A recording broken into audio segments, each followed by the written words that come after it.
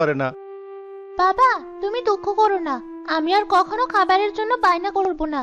যখন যেটা খেতে দিবে আমি সেটাই খাবো। বউ, তুমি কটা মুখে দাও, এভাবে সামনে বসে আছো কেন? আমার পেটে খিদে নেই। তুমি তো জানো সকালে একটু পানি খেলে আমার পেট ভরে যায়। হ্যাঁ, সেটা তো খুব ভালো করেই জানি। এই সংসারে এসে তুমি কত কিছু ত্যাগ করলে। তোমার মতো একটা সংসারে বউ পেয়ে আমি নিজেকে খুব ভাগ্যবান মনে করি। সেসব কথা বাদ দাও। দোকানটার কি অবস্থা?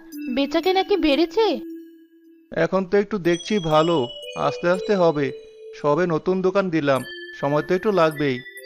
আমাদের সমস্ত পুঁজি ওই দোকানে বসানো। জানি না সৃষ্টিকর্তা কপালে কি লিখে রেখেছেন। তবে যাই হোক, আমাদের সাথে মন্দ যেন না হয়।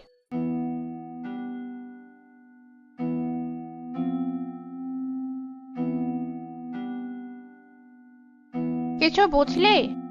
বুঝলাম তো। কে বুঝলে? এটাই যে